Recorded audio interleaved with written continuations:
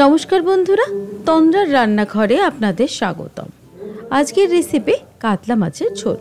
কাতলা মাছের আমরা অনেক ধরনের প্রিপারেশনই বানিয়ে থাকি, তবে আমি আজকে আপনাদের সঙ্গে শেয়ার করেছি একদমই সাধারণভাবে কাতলা মাছের ঝোল আমরা যেটা রেগুলার বানাই, সেটাই খেতে কিন্তু খুবই দুর্দান্ত হয়। প্রথমেই কড়াইতে দিয়ে দিলাম সর্ষের তেল।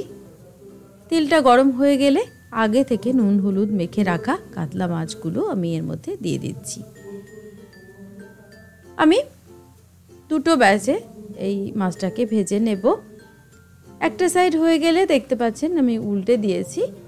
মাছগুলো এবার ভাজা হয়ে গেছে, তুলে নিচ্ছি। আর সবগুলো মাছ একইভাবে ভেজে নেব।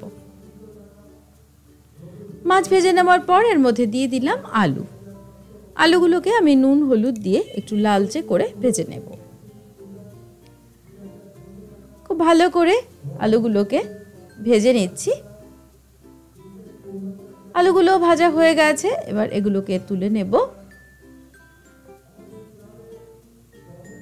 তেলের মধ্যে এ পর্যায়ে দিয়ে দিচ্ছি ফোড়ন।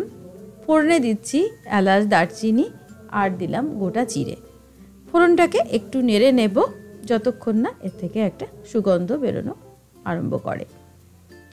এ পর্যায়ে দিয়ে দিয়েছি একটা টমেটো। টমেটোটাকে আমি সামান্য একটু নুন দিয়ে ঢাকা দিয়ে রান্না করে নেব মিনিট খানেক মতো। এতে করে টমেটোটা একটু নরম হয়ে যাবে। এ পর্যায়ে দিয়ে দেব সামান্য পরিমাণ জল। সমস্ত মশলাগুলো এ পর্যায়ে আমি অ্যাড করব।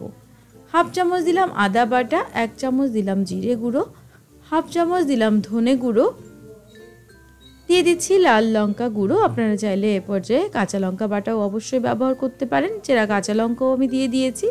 আর নুন আর হলুদ দিলাম স্বাদ মতো। এবার অনবরত নেড়ে আমি মশলাটাকে কষিয়ে নেব যতক্ষণ না তেলটা ছেড়ে আসে। মশলাটা খুব ভালো করে কষিয়ে নিতে হবে, এতে করে মাছের স্বাদটা কিন্তু খুবই ভালো আসবে। দিয়ে দিলাম উষ্ণ গরম জল। ঝোলটা আমি যেরকম রাখবো সেটা বুঝেই জলটা দিতে হবে। ভেজে রাখা মাছ আর আলুগুলো দিয়ে দিলাম। এবার একটু ভালো করে আমি নেড়ে মিশিয়ে দিচ্ছি। ঢাকা দিয়ে এ পর্যায়ে কিন্তু আমি রান্না করব লো টু মিডিয়াম ফ্লেমে 5 থেকে 7 মিনিট মতো। প্রায় 7 মিনিট পর আমি ঢাকাটা খুললাম। খুলে দেখতে পাচ্ছেন মাছটা কিন্তু আমার একদমই তৈরি হয়ে গেছে প্রায়। আমি ঠিক এরকমই ঝোলটা রাখবো। সব শেষে এর মধ্যে দিয়ে দিলাম ঘি। আপনারা যদি গোটা গরম মশলা ফোড়নে না দেন তাহলে এ পর্যায়ে কিন্তু গরম মশলা গুঁড়ো দিতে পারেন। রান্নাটা আমার একদমই তৈরি। গ্যাসের ফ্লেমটা অফ করে ঢাকা দিয়ে রাখবো মিনিট 5 মতো। তারপর আমি এটাকে সার্ভ করে নিয়েছি। গরম ভাতের সঙ্গে এই রেসিপিটি খেতে কিন্তু খুবই ভালো লাগবে। রেসিপিটি যদি আপনাদের ভালো লাগে লাইক, কমেন্ট এবং শেয়ার করবেন। আমার চ্যানেলটিকে প্লিজ সাবস্ক্রাইব করে নেবেন। পাশে থাকা বেল আইকনটিকে প্রেস করে দেবেন নোটিফিকেশন পাওয়ার জন্য। ভালো থাকবেন, ধন্যবাদ।